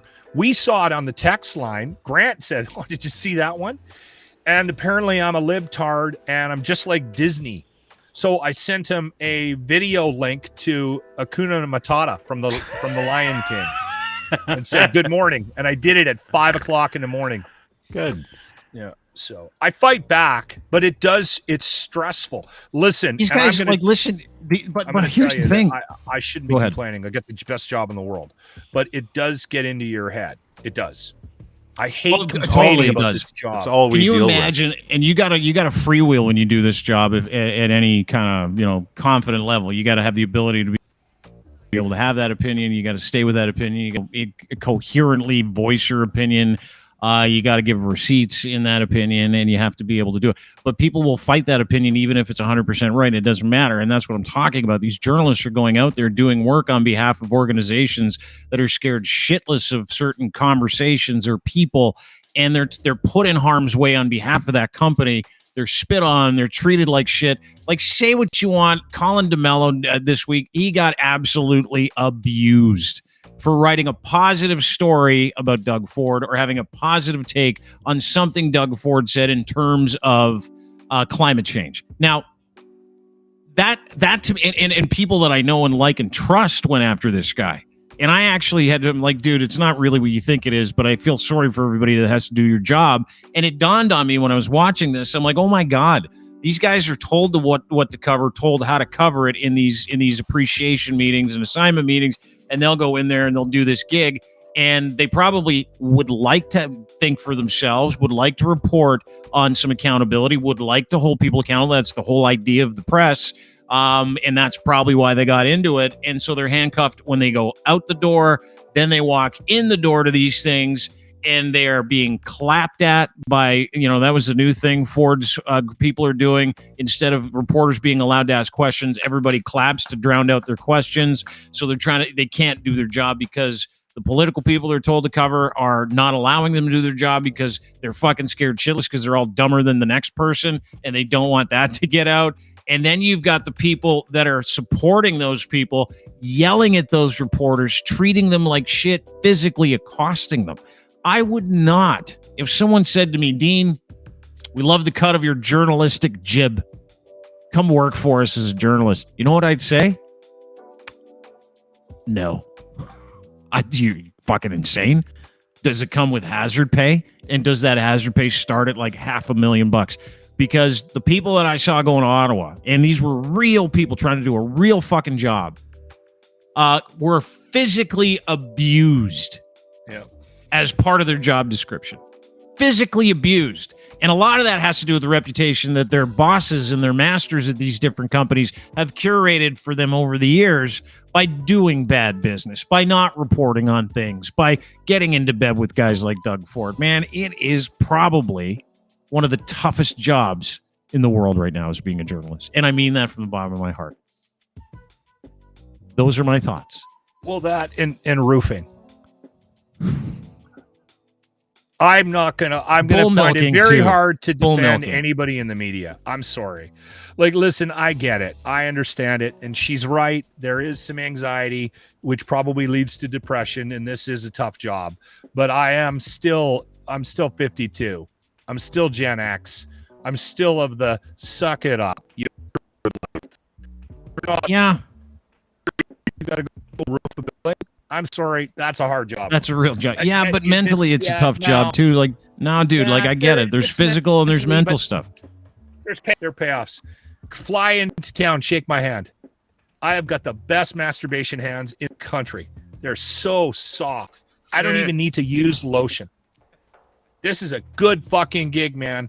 This is a good gig. It is. Yeah. Listen. I gotta make sure I say that out loud. If you can't chew on it, and listen, I'm gonna drink 6 beer tonight and watch the hockey game. And that might be deemed as something that I'm doing because I have some anxiety issues. Fine. Fuck, diagnose me. But I drink. I drink because I'm stressed out. I admit it. It happens. But I'm not going to bitch about my job. Yeah. Never. Yeah, dude, and Never. I'm from that same school. I'm from the same school where it's like, this is the nature of the job. Being abused is the nature of the job. It'll make you a better person. Right? Like I'm from that school, and I used to say that to interns all the time. We're like, man, I've been working for you for 2 years and making like $8 an hour. Can I get a raise? I'm like, no, this is exactly what you should be doing. This is the humility that you need to operate under. I'm not talking about that stuff. I'm talking about my car. literally, and you get to broadcast from a studio. These people are sent into hordes of some of these people, like the people that you avoid like the fucking plague. These people have to go and sit in those They groups got to go wait in those and go like this. So tell me, what are you doing here, Terry? I love too that the journalist is there. Yeah. Physically reporting on it. Right? And the guy, Terry, is on his ass about being from the fake news department. Let's just remove all media. Now what do you have? Do you have more freedom? You No, none. idiots. No. We actually have free press in this country. We do. There's some issues with it. And yes, there's some, like you pointed out, there might be. I think Locke's having some issues with his internet. Did we lose him? I think so. Did Oh, there you you're are. back. Dude, I'm you're back. You're having some choppy. Yeah. Close your email, dude. I think you're getting too many emails. Or it might be me. I'm hacking in. I was looking at yeah. some things. Well, we know that you're a hacker and a spy. My because handler we got wanted this some picture. information. Yeah, he wanted some info from you. No, I think you're onto something, and it's funny the absolute fucking what's the word I'm looking for? The hypocrisy in them screaming about how, well, the news won't tell you this story, and then the news shows up. Tell us your story. Get the fuck out of here. We don't want you here. You fake fucking news. Like, for fuck's sake, come on. They just don't. They just want to be mad. People just want to be angry, and journalists are taking the brunt of that right now. And you're right. I've got, if I can bring it back to the Ford thing, I've got a bit of a theory on why you got that message today from Taggart, and it's because somebody saw your story, because your story was right, and your story was true, and somebody from Ford's camp called Global and said, "Put Sean back on. We can't have it looking like this." Oh, I know that's true. I'm just, nobody said it out loud, and I don't mind saying it out loud. That's just how they play. I've seen it. I've seen it go down like that, where a reporter will get fucky with somebody, and they'll be like, "Fuck that guy! You got to revoke their press pass." And then all of a sudden, it's like, "Well, we're running a story about you revoking the press pass." It's like, oh, fuck. All right, come on back. Just try not to be a fucking asshole, And it's just the game. It's the game. I So like Sean's reporting. He did a really good job on the convoy too. you know what he used to do? Sean used to do, he used to have and it's still his Twitter handle. It used to be called Consumer SOS. That was his beat. He used to go after businesses that fucked people over, and he didn't mind getting in people's faces. Sean's the one who also, the question he was asking Fordsy was when he chased down the people, when they found out who was sending those fake invoices, he was the one that was knocking on that office door, and they phoned the police on him. He'll get right in your face. He's not being a dick. He just wants an answer. Just answer the question. If you have nothing to hide, just tell me the truth. Yeah. And that's all he was looking for, was the truth. There's not a lot of guys like that anymore. And again, it's boring to be Well, because he's from that he's no school like the old school. He's from that school where he's like, I'll fucking walk right into your business and tell you you're a piece of shit. I don't care if I've got the receipts, I'll do it. And that's who you need on something like this, which is fucking crazy. Like when Global sent me the note back, it's like, oh no, he was scheduled to cover the Jacob Hoggard trial. I'm like, come on, because dude, like Doug Ford, and I'll tell you this is that in my back and forth with Mackay, there was an absolute admission that Mr. Ford was not happy. Yeah. So take it for what it is. Exactly. And I love that theory too, by the way, Ryan. It's like, oh no, someone from Ford's office called them and said, you get in touch with Dean. Because I can tell you this, he's not my biggest fan. No, you know what? I don't know think why. anybody from his office likes us at all. And shame, I'm a good guy. Captain Cheesecake. Cheesecake's pissed. Captain Everybody Cheesecake Cheesecake's arriving. pissed. He's pissed. Somebody get that. He Chinese really communist puts a flag. lot of pressure on those buttons on those suits, eh? Yeah. That's, you know what? The most stressed person in that party is his jacket. Yeah. Yeah. The most stressed individual thing in that party is his, And is how his hard shirts. are those questions to answer that Sean asked him? Like how hard? Let's watch it again. I They're have to watch softballs. it one more time. They're softballs. There's one thing to point out here. What's that? Watch what he says to him about him being there. Yeah. Okay. That was Why you're not releasing your campaign schedule to the media? Why you're not letting people know precisely where you're going? Something. Well, I'm out there every single day. I don't know if you're there, but I know where are you? Global? You're there all the time. So we look. That's not what I asked, sir. Well, I know, but I'm just saying I'm out every single day. You're welcome to be there. And For political campaigns in Ontario for 35 years, leaders of all stripes, including sitting premiers, have released where they're going, who they're going to talk to. Why do you not do that? Anyways, again, I'm out every single day. I think it's a very clear message where we stand. I wanted to ask Ford about a story he never addressed before. Last summer, the party sent out fake invoices to donors. What do you think about sending out fake invoices to donors? You're here to people. I think we should focus on. Well, I'm asking you specifically with respect. What we should be focusing on. These people are hurting right now, and you're worried about politics. Yeah, you came out for politics with due respect. So how do you feel about donors? Anyways, thank you. After that, two OPP officers push me back. Ford enters his vehicle. They all drive away.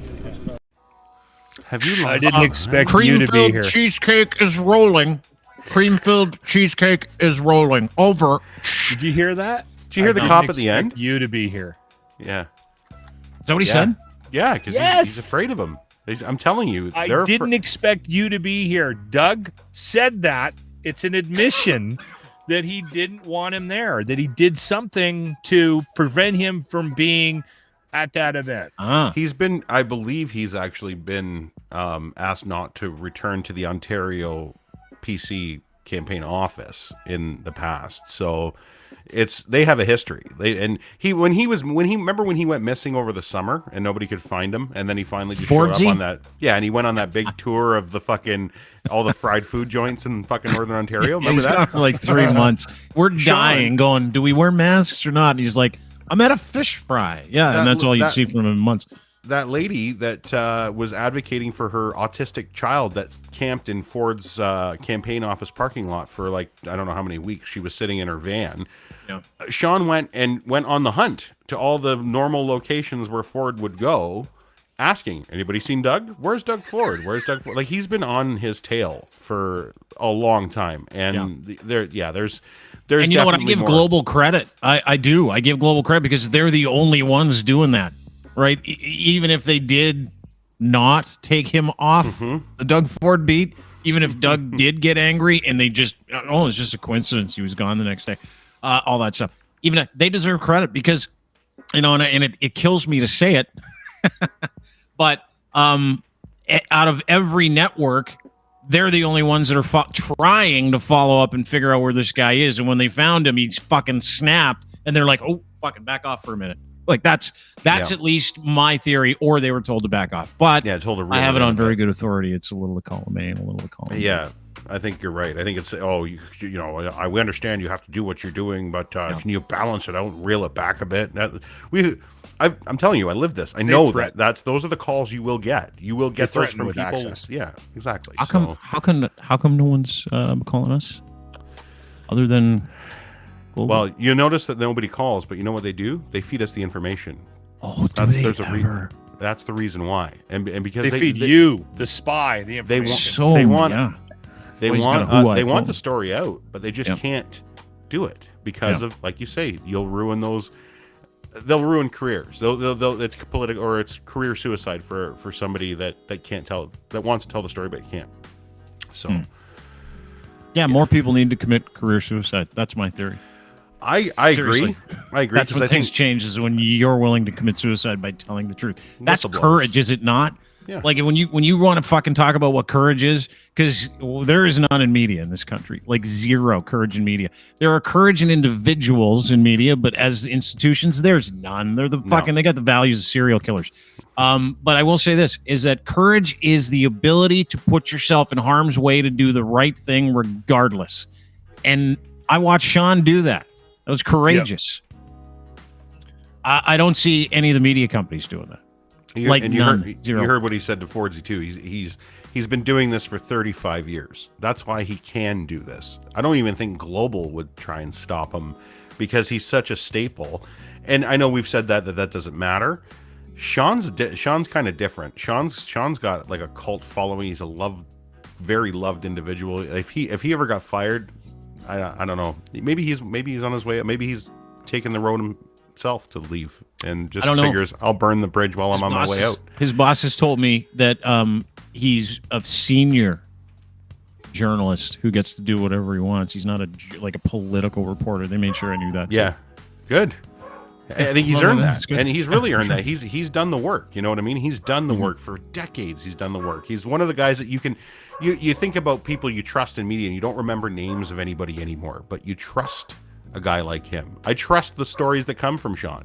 Sean never, ever minces words, ever. Media as a whole, though, Ryan, doesn't have a lot of guys left in it that tell the truth.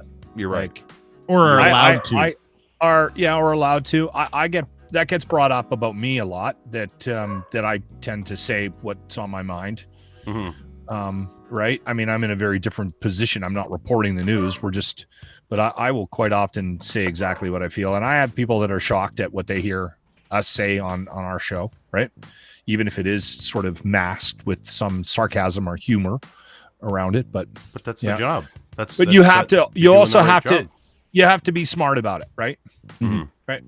In the world that we live in right now, you have to be smart about how you present it. And I think there is also a lot of people that are overly concerned about their position in their buildings based on the mass cullings every year. So and I don't blame those guys, right? No. Like that's why you have a lot of people being pretty safe nowadays, right? Because yeah. I think it was really funny. 15% of the staff gets fired every year. At the end of that video, that cop, what he said to Sean, what do you do? What do you think you're doing?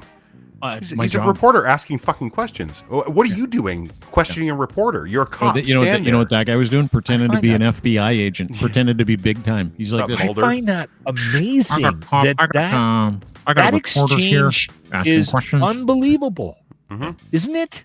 Yeah. Well, that it lends to the credibility of the fact. I didn't think you'd be here, and his security guy's going. Yeah. What do you think you're doing? What the hell are you doing, man? I'm a reporter. It's that controlling of the media. But that's where we're at with politics, right? Too. I mean, we can sit here and have a conversation and put a microscope on media, but I think there's a conversation to be had about where we're at politically. We got guys like that think they can get away with it, and two, aren't smart enough to carry on a conversation with a fucking reporter, with a beat reporter. If you can't actually get into a tete-a-tete or one-on-one with a reporter from a news outlet as a politician during a campaign, you're in trouble. I'm sorry. You're like, that's not a good sign of what it is you're bringing to the table. Well, and that's a fucking great point, and I think a good place to kind of start to wrap up too, because this is the same guy that has to take a binder to a debate. This is the same guy who canceled all the debates because the people that are trying to get him elected know deep down, and again, this is another conversation I've had with these people, he's, quote, just too stupid to answer simple questions. Yep. And that is your premier, ladies and gentlemen. That's what we saw. He's like, I don't know what you're talking about. I'm out here every day. All I know is our message is good. He's like, no, but what about the fake invoices you sent to citizens in this country, in this province, asking for money, saying they owed you?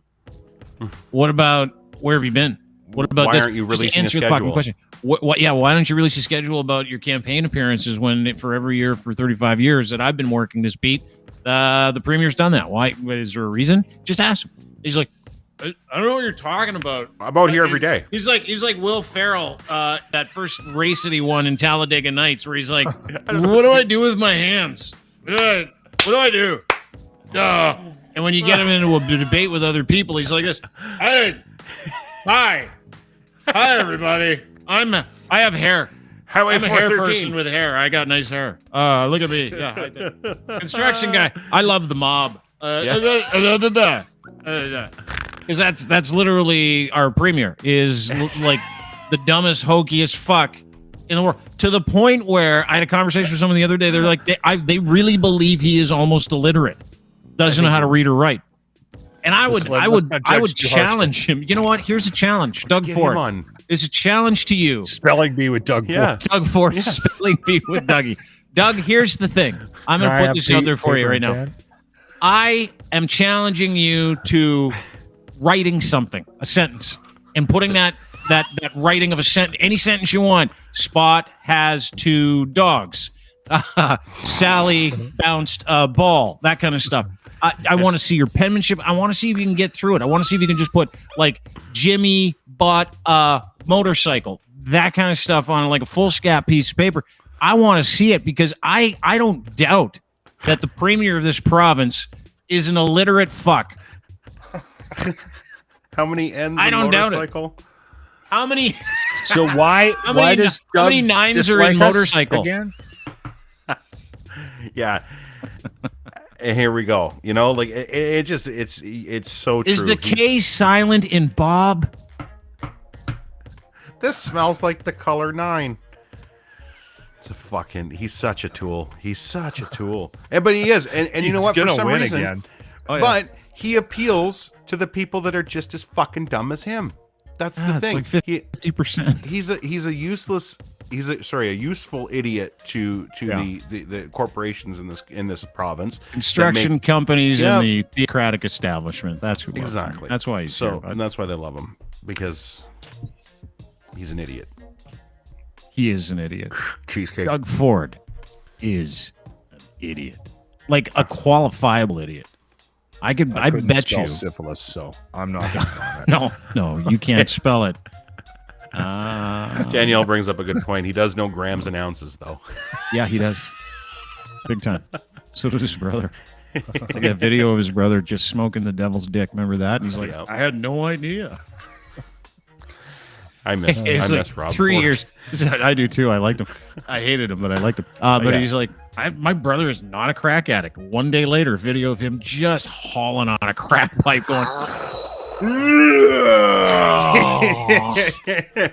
Looks like he was in an NWA music video. And then Dougie's like, how was I supposed to know he was a crack? Remember he was pissing in the parking lot? They got him on camera pissing in the parking lot. Yeah, and that he was kept spectacular. that, dude. And Doug managed to keep that quiet for a long fucking time with his relationship. So, if you want to question why, and he knew he was a crack addict. If you want to question why these news outlets are scared to fucking death, look at that stuff. It's because Premier illiterate just is who he is. Anyway, well, any insider. Sorry, I was just going to say quickly. Any insider will tell you that his brother was smart. Rob was the smart one, and they all knew. And he had the, believe it or not, he was the smart one, and he had the heart and the gift of gab. And everybody said Doug was an introverted piece of shit, and he treated people like shit. And now you're getting to see the true colors come out. So I just find it funny that Rob was the smart one. That's all. Isn't that funny? when you're looking at 2 piles of shit, which one stinks worse? You know. Now it's the premier of different this kinds of smart. Yeah. My brother is not a crack smoker. You guys are too mean to him. 24 hours later, video. TMZ. Jay Leno, Jimmy Kimmel. It was all over the world. Everywhere. It was fucking amazing. Yeah. There you go. Anyway, thanks, boys. Appreciate you doing this. That is Lochlin Gentlemen. 95.7 Cruise FM in Edmonton. By the way, you're actually a pretty decent speller. Not bad. And it was a great bit. You can shit on the spelling bee that we did today, the fucking spelling bee. You can shit on it. That was a great bit, and it's got lots of legs, and we're going to do it again. I hate it. I hate that bit. Well, you won't. We just won't make you spell. We'll just make Jimmy spell. That's all. I loved in the comments earlier to Army Chris is like, I've checked his mic. It was fine when he entered. Oh. He ruined his day, eh? It ruined Lochlin's day. I'm going to kill one of them. It's either going to be Army Chris or Jimmy. One of them. One of them. Start with whoever's closest to your weight. Then that way it won't look so bad when you get arrested, by the way. They both weigh the same. Okay. And one's like a foot shorter. That is Lochlin Cross 95.7 Cruise FM in Edmonton. Listen every single weekday morning. You can follow him on Twitter as well, at Lochlin Cross. That is my friend Ryan Lindley, the host of the Sheeple Shepherd podcast. Very smart man, good man as well. At Ryan Lindley on Twitter is where you can find him. Thanks, Much boys. better speller. He's an excellent speller. Have a good day, we'll guys. talk to you guys soon. All right. Love you guys. Take care. Love you Cheers. too, big guy. Thank you. There you go.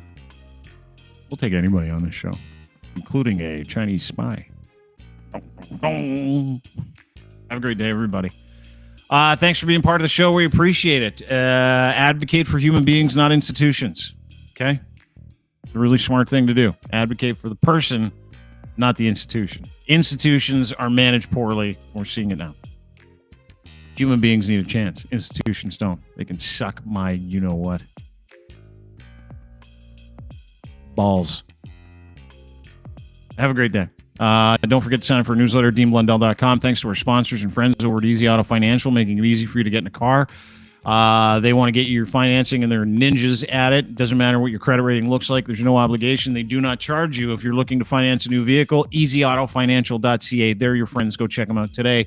Domination.com. Dominate with your content by using Domination.com, DMNTN.com. AI and software for people to produce streaming gaming platforms, and they've got a ton of content. You can make promos, like 70 of them in like 5 minutes as opposed to like 1 in 3 hours. These guys are ninjas, and they absolutely want to help you do your content. So check them out and try them for free today, DMNTN.com. And Ed's Fine Imports and his Gitch. We wear them, so should you. Ed's got luxury branded underwear, boxer briefs, pouch in the front. Try them today.